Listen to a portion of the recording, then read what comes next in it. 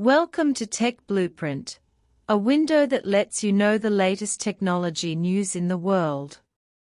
As we all know, due to changes in the external environment, chip foundries such as TSMC and Samsung have lost the ability to freely ship to the outside world. Faced with the changes in the global chip industry chain, more and more companies are choosing to invest and build factories in the United States to maintain their technological advantage in advanced chips. TSMC, Samsung, and other overseas wafer foundries have chosen to build factories in the United States in this context. However, what surprised the domestic chip industry was that Trump, not satisfied with his trade controls on chips, went so far as to impose tariffs on global chip companies. According to a report released by Central Media on September 4, U.S. President Trump has officially announced the semiconductor tariff plan. The U.S. government announced that it would impose tariffs on imports from semiconductor companies that have not relocated production to the United States.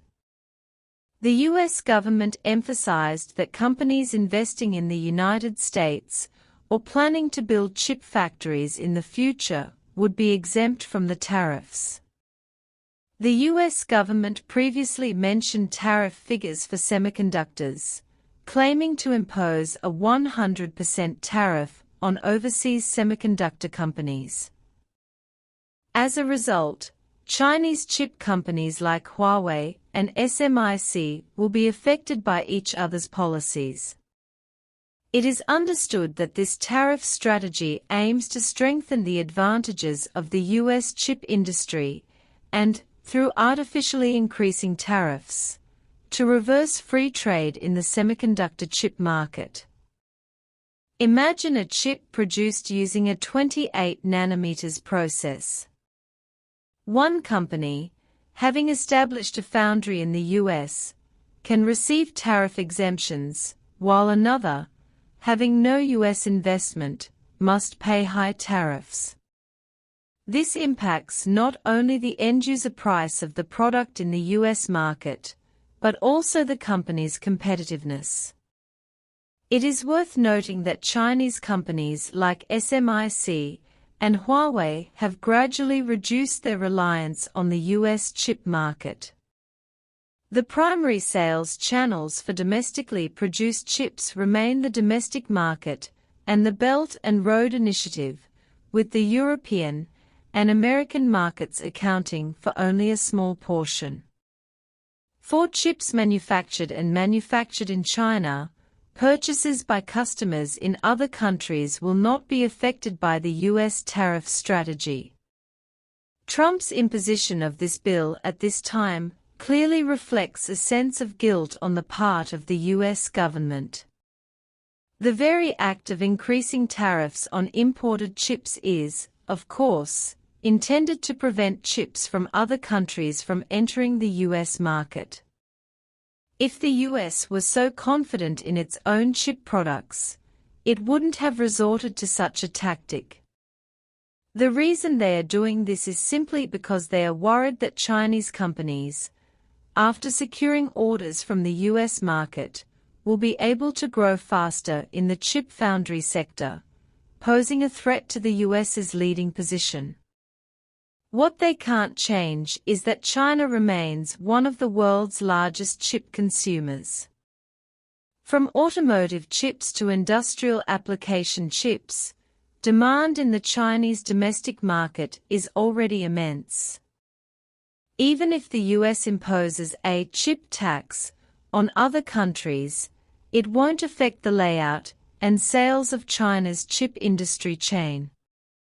As long as domestic chip products aren't sold to the U.S. market, they won't be affected by U.S. regulations. As for Huawei's 5G chips and other industrial application chips, they've long been placed on the U.S. control list. Perhaps China should be grateful for this. Without the US's harsh suppression and restrictions, Huawei wouldn't have been able to develop a domestic chip industry chain so quickly. It's worth noting that this US strategy has already faced legal challenges, and the government has asked the Supreme Court to intervene. Regardless of the outcome, the US's free market tactics have finally come to an end.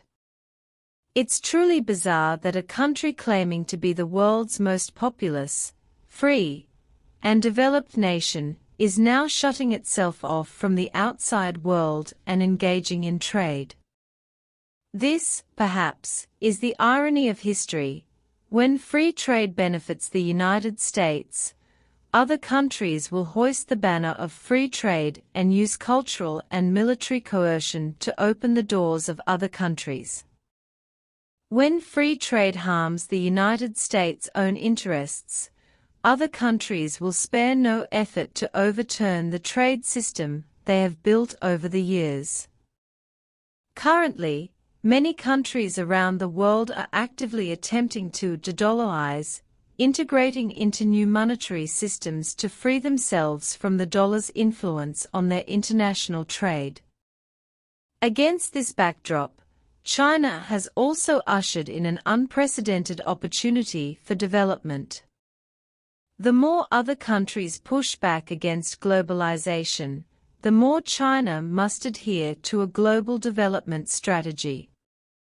As one side gains, the other loses, and the other side falls into isolationism. Then, through China's influence, it can rally other countries to jointly address the problems caused by the US monopoly.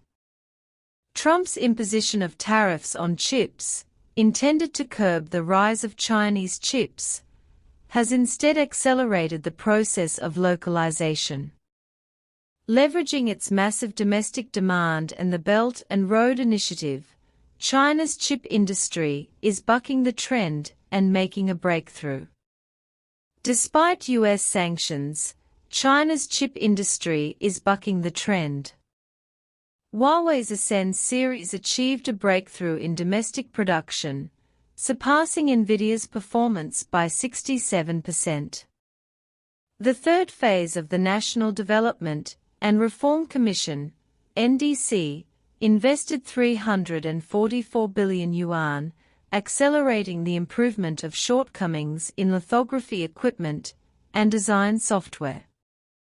Shipments are expected to exceed 700,000 units by 2025, and the domestic AI chip ecosystem is maturing.